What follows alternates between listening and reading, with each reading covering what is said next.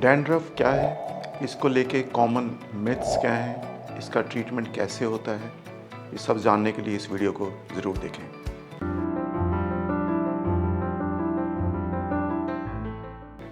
My name is Dr. B.K. Garg. I am plastic and cosmetic surgeon practicing in New Delhi and Gurugram since last 15 years. आज के इस video में हम बात करेंगे dandruff के बारे में। डैंड्रफ एक मोस्ट कॉमन कंडीशन है जिसके बारे में शायद आप सभी लोग जानते हैं। ऐसा भी कहते हैं कि ये शायद मोस्ट एक्सप्लॉइटेड स्किन कंडीशन है मार्केट के अंदर। डैंड्रफ को लेके बहुत सारे मिथ्स हैं, बहुत सारे ट्रीटमेंट्स अवेलेबल हैं। सबसे पहले जानते हैं डैंड्रफ क्या है। जब आपकी स्किन के अंदर कुछ स्केल्स दिखाई देती हैं, पर्टिकुलरली स्कैल्प के ऊपर जब स्केल्स दिखाई देती हैं या एक्सेसिव स्केल्स वाइटिश या लाइट येलोश कलर की स्केल्स होती हैं जो आपकी बालों के अंदर दिखाई देती हैं या कई बार आपकी स्कैल्प स्किन के ऊपर चिपकी होती हैं, इचिंग होती है और वो स्केल्स कई बार आपके शोल्डर्स या कपड़ों के ऊपर दिखाई देती हैं, उस कंडीशन को हम कॉमनली डैंड्रफ का नाम देते हैं। तो डैंड्रफ अपने आप में एक पर्टिकुलर स्किन डिजीज़ है या एक नॉर्मल स्किन कंडीशन का एक्सप्रेशन है, इसको लेके भी एक डिबेट है। एक कॉमन मैन के लिए सिर्फ स्केल्स का होना डैंड्रफ है। इसको लेके सबसे पहला मिथ जो मैं क्लियर करना चाहता हूँ वो ये है, all scales are not dandruff. तो अगर आपके स्कैल्प के ऊपर स्केल्स दिखाई दे रही हैं, ऐसे कुछ वाइटिश स्केल्स हैं, तो ये ज़रूरी नहीं कि डैंड्रफ हो। कुछ और स्किन कंडीशंस पर्टिकुलरली सोरियासिस भी ऐसे ही दिखाई दे सकता है। इसलिए अगर ऐसी कंडीशन आप नोट करते हैं तो इसके अंदर अपने डॉक्टर से मिलना ज़रूरी है। दूसरा जो मिथ है वो ये है कि जैसे शायद डैंड्रफ कंटेजियस है या एक इंसान से दूसरे इंसान को हो सकता है।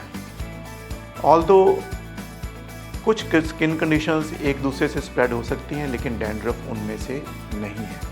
ऐसी कोई रीज़न नहीं है कि डैंड्रफ एक इंसान से दूसरे इंसान के अंदर शिफ्ट हो सके। सो ऐसा इसके अंदर कोई रिस्क नहीं होता।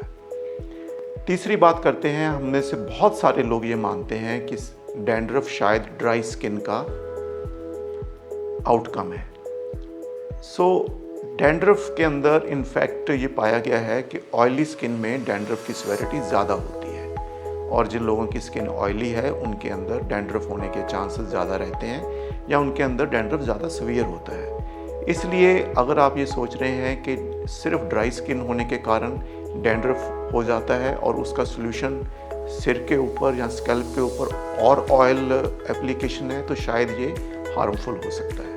अनदर मिथ जो डैंड्रफ को लेके है वो ये है कि डैंड्रफ सिर्फ एक स्कैल्प की कंडीशन है। ऐसा नहीं है। जब डैंड्रफ सीवियर हो जाता है वो आपके eyebrows, beard, facial hair, ear canal के अंदर, ईयर्स के पीछे, नोज़ के फोल्ड्स के अंदर, आई लैशेस के अंदर भी डैंड्रफ देखने को मिल सकता है। तो इसलिए अगर आपके बाकी फेस के ऊपर भी स्केल्स आ रही हैं तो वो डैंड्रफ का पार्ट हो सकता है। इस कंडीशन को कई बार हम सेबोरिक डर्मेटाइटिस का नाम भी देते हैं। एक और मिथ जो इसको लेके इम्पॉर्टेंट है वो ये है कि डैंड्रफ सिर्फ विंटर्स की ही कंडीशन है। ऐसा नहीं है। ये ज़रूर है कि विंटर्स के अंदर डैंड्रफ कई बार बढ़ जाता है, जिसके कई और कारण हैं।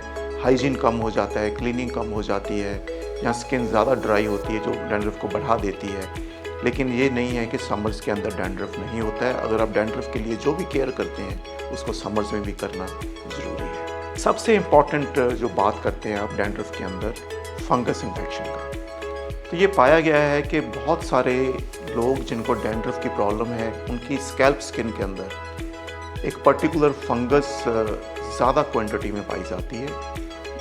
आप ये भी जानें कि जो स्केल्स आपको दिख रही हैं वो फंगस नहीं है अपने आप में, लेकिन उन स्केल्स के बनने में फंगस इन्फेक्शन का रोल हो सकता है। अगर आपकी स्कैल्प के अंदर फंगल इन्फेक्शन के कारण डैंड्रफ है या स्केल्स की आउटपुट बढ़ चुका है, ऐसे केस में विदाउट एंटी फंगल ट्रीटमेंट इन स्केल्स को या इस डैंड्रफ को कभी भी ठीक नहीं किया जा सकता। सो एंटी फंगल ड्रग्स का बहुत बड़ा रोल है। बहुत सारी ये drugs over the counter available है। तो आइए हम बात करते हैं अब इसके कुछ ट्रीटमेंट्स को लेके। पहले तो ये जानना ज़रूरी है कि अगर आपकी स्कैल्प स्किन के ऊपर या आपकी फेशियल स्किन के और एरियाज़ के ऊपर भी डैंड्रफ दिखाई दे रही है तो ये एक सीवियर डैंड्रफ है। ऐसी डैंड्रफ को आप होम रेमेडीज़ या ओवर द काउंटर ट्रीटमेंट से ठीक करने की कोशिश ना करें, उसके लिए अपने डॉक्टर से मिलें। डैंड्रफ के इलाज के अंदर कुछ चीज़ें इंपॉर्टेंट हैं। एक तो डेली वॉशिंग काफ़ी ज़रूरी है। इससे डैंड्रफ का इलाज नहीं होता लेकिन आपका स्किन हाइजीन मेंटेन रहता है। कंडीशनिंग भी ज़रूरी है।